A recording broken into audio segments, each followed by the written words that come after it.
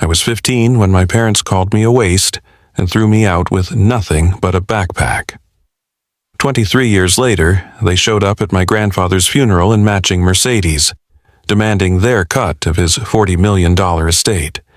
But when the lawyer smiled at me and said, "Only you know what this means," I realized my grandfather had been planning this moment since the day I knocked on his door as a homeless kid. My name is Flynn Calloway, and this is the story of how I went from sleeping on my grandfather's couch to inheriting everything my parents thought they deserved. But more than that, it's about discovering that the people who are supposed to love you can be the ones who hurt you most, and sometimes family isn't about blood at all. Let me take you back to where it all started, because you need to understand who these people are to believe what they did. My mother, Vivienne, was a real estate agent who sold million-dollar homes in the wealthy suburbs outside Cincinnati. She wore designer suits to open houses and drove a white Lexus that she washed every Sunday. Everything about her was polished, calculated, perfect. She could walk into a room and assess everyone's net worth in 30 seconds. She'd smile at the right people and ignore everyone else. That's who she was. Image meant everything to her. My father, Bernard, was an investment banker who managed portfolios for clients worth more than most people see in 10 lifetimes. He wore custom suits, carried a leather briefcase that cost more than a used car, and spoke in that careful way wealthy people do when they want you to know they're smarter than you. He checked his phone during dinner. He missed every school event I ever had because he was always in meetings. Success was the only thing he understood. They lived in this pristine colonial house with white columns and a circular driveway. The lawn was always perfect. The furniture was always spotless. Nothing was ever out of place. It looked like something from a magazine, and that's exactly what they wanted. A picture-perfect life. Then there was my younger sister, Paige. She was 3 years younger than me, and she was everything our parents wanted. Honor roll student, piano recitals, tennis lessons, the whole package. She wasn't a bad person, just terrified of disappointing them. She learned early that staying in their good graces meant following the script they'd written. And then there was me, the kid who didn't fit. I had dyslexia, though my parents never wanted to acknowledge it. They just thought I was lazy. School was torture. I'd stare at pages of text that seemed to move and blur, struggling to read what everyone else breezed through. My grades were terrible. I barely passed most classes. Teachers would call home, and my mother would get this tight smile on her face like she was swallowing poison. But I wasn't stupid. I just learned differently. I was good with my hands, good at figuring out how things worked. I could take apart a radio and put it back together. I could fix the electrical outlet in the garage that kept sparking. I loved building things, creating things, understanding how systems connected. My parents saw this as a character flaw. The only person who understood me was my grandfather, Walter, my father's father. He was everything my parents weren't. He'd built his construction company from nothing, starting as a day laborer and working his way up until he owned one of the most successful contracting firms in southern Ohio. He wore work boots and flannel shirts. His hands were calloused and scarred. He drove an old pickup truck that he refused to replace because it still ran fine. My father was ashamed of him. I know that sounds harsh, but it's true. Bernard had spent his entire adult life trying to erase where he came from. He wanted people to think he was born into money, born into that polished world of country clubs and investment portfolios. Having a blue-collar father who showed up to family events in work clothes was an embarrassment to him. But Walter was my hero. Every summer, I'd beg to spend time with him at his job sites. He'd let me shadow the electricians, watching them wire new buildings, troubleshoot problems, install complex systems. He taught me that working with your hands wasn't something to be ashamed of. It was something to be proud of. My parents hated this. Vivienne would say things like, "You're throwing away opportunities we've worked so hard to give you." Bernard would shake his head in disgust whenever I came home with dirt under my fingernails or electrical tape stuck to my shirt. They wanted me to be someone I wasn't. They wanted a son who'd go to an Ivy League school, who'd become a lawyer or a doctor, who'd make them look good at dinner parties. Instead, they got me. A kid who failed English class and loved rewiring circuit breakers. The breaking point came 3 weeks before my 16th birthday. I'd been caught cutting class to help Walter with an emergency electrical job at one of his rental properties. The tenant had called panicking about sparking outlets, and Walter needed an extra set of hands. I thought helping someone in an emergency was more important than sitting through a history lecture I'd fail anyway.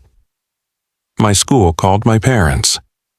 That night, I came home to find them waiting at the kitchen table.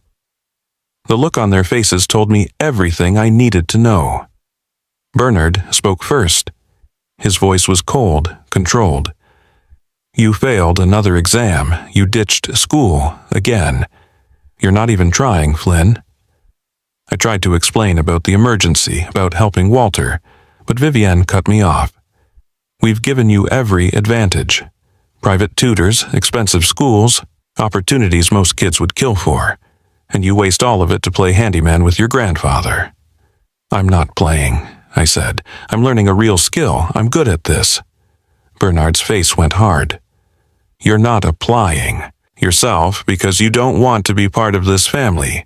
You want to embarrass us. You want to throw away everything we've built." That's when Vivienne said it. The words that would replay in my head for the next 23 years. "You're a waste of everything we've invested in you." The room went silent. Even Paige, who'd been hovering in the doorway, gasped. I felt like I'd been punched in the chest. My own mother had just called me worthless to my face. I went to bed that night feeling hollow. I didn't know it yet, but my parents had already made their decision. They'd had enough of their failure son. They wanted me gone. The next morning, I woke up to find 2 duffel bags packed and sitting by the front door. My clothes, my few possessions, everything crammed into 2 bags like I was being erased from their perfect house. Bernard was drinking coffee at the kitchen counter, reading the newspaper like it was a normal Tuesday. He didn't even look up when I came downstairs. "What's going on?" I asked, my voice shaking. He pulled out his wallet and counted out $200 in cash. He set it on the counter between us. "You want to work with your hands? Go figure out life without our money, without our support, without us." I stared at him, unable to process what was happening. "You're kicking me out? I'm 15. "You'll be 16 in 3 weeks, Vivienne said from behind me. She was already dressed for work, checking her reflection in the hallway mirror. Plenty of people make it on their own at 16. Maybe some real-world experience will teach you what we couldn't." I looked at Paige.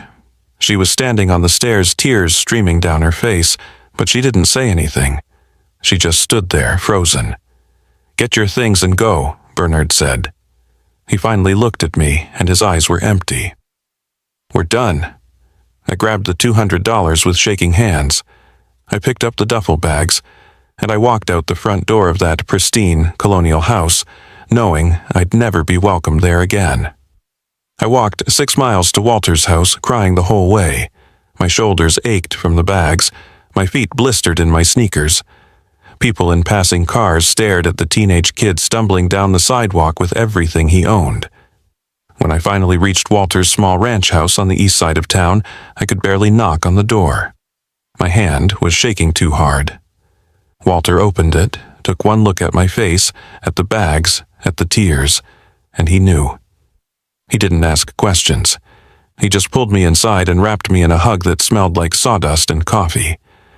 "They finally did it, didn't they?" he said quietly. I nodded against his shoulder, unable to speak.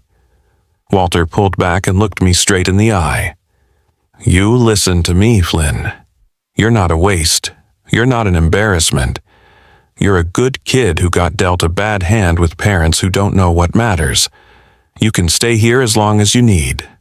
But we do. This my way. You finish school, you work hard, you treat people with respect, and you never let anyone make you feel worthless again.